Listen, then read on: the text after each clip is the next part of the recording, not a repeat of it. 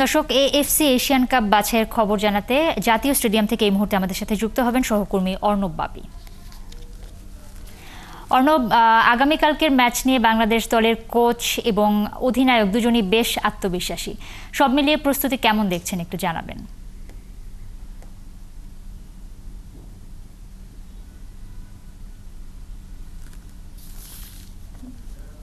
অবশ্যই এই ম্যাচটা নিয়ে কিন্তু বাংলাদেশের প্রস্তুতি অনেকদিন ধরেই শুরু হয়েছে। বিশেষ করে বাংলাদেশের যে বদলে যাওয়া বাংলাদেশ, নতুন এক বাংলাদেশ, যে বাংলাদেশে একাধিক প্রবাসী ফুটবলার আসার কারণে কিন্তু দলের উদ্দীপনা, দলের মধ্যে যে চেষ্টা, সেটা কিন্তু অনেক গুণে বেড়ে গেছে। এবং আপনি জানেন যে এশিয়ান কাপ বাছাই পর্বে বাংলাদেশ তাদের প্রথম ম্যাচটা কিন্তু ভারতের সঙ্গে ড্র করেছে ভারতের মাটিতে। ভারত বাংলাদেশের থেকে র্যাঙ্কিংয়ে অনেক এগিয়ে, সেই তুলনায় কিন্তু সিঙ্গাপুর অতটা এগিয়ে না। সিঙ্গাপুরের র্যাঙ্কিং বর্তমানে 161 আর বাংলাদেশ 183।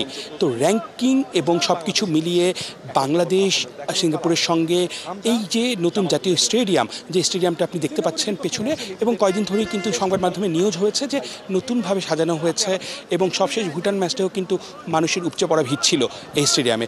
এবং এই স্টেডিয়ামটায় যে 22,000 সমর্থক লাল সবুজের জন্য যে গর্জন তুলতে আসবে, সেখানে কিন্তু জামাল, তপু, রাকিবরা কিন্তু সর্বোচ্চ পরিমাণে ভালো একটা ফুটবল উপহার দেওয়ার চেষ্টাই করবে। এখন বলা যায় যে মাঠের ফুটবলটা কী ধরনের হতে পারে, কোচ কাবরেরা কী ধরনের ট্যাকটিক্স প্ল্যানিং করতে পারে। আমরা জেনেছি যে কোচ কাবরেরা কিন্তু একটা মধুর সমস্যায় পড়েছেন, বিকজ তার সেরা একাদশ সাজাতে গেলে কিন্তু নানা রকম হিসেব নিকেশ করে সাজাতে হচ্ছে। তার সেরা একাদশে একাধিকবার আমরা দেখতে পেরেছি যে মিডফিল্ড বলেন, ফরওয়ার্ড বলেন এবং হচ্ছে ডিফেন্স, একাধিক পরিমাণে রিজার্ভ বেঞ্চ স্ট্রং আছে। আমরা এর আগের ম্যাচে কিন্তু মোটামুটিভাবে দেখতে পেয়েছি যে মোরসালিন এবং বাকি গুরুত্বপূর্ণ কিছু প্লেয়ারকে কিন্তু পরে নামানো হয়েছে।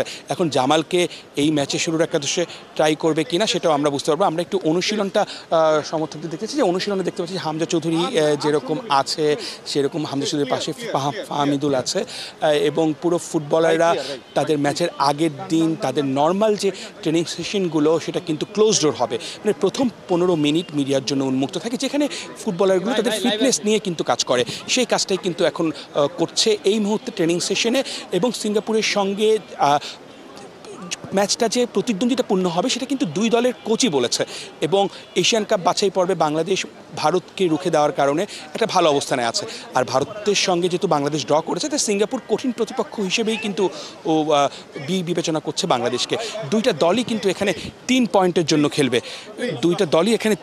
জন্য খেলবে, এবং বাংলাদেশের যে একাদশটা আসবে সে একাদশের ডিফেন্স লাইনে যেরকম আছে হচ্ছে প্রবাসী ফুটবলার ডেনমার্ক ফেরত তারিক কাজী, তার সঙ্গে কিন্তু সোহেল ব্রাদার্স, তারপর হচ্ছে সোহেলের সঙ্গে আছে তাজ এবং হচ্ছে তপু বর্মন এবং সাদউদ্দিন, যে দুই ভাইয়ের কথা বলছিলাম, সাদউদ্দিন এবং তাজউদ্দিন, এই দুইজন ভাইকে কিন্তু আমরা দেখতে পারি বাংলার ফুটবলের শুরুর একাদশে।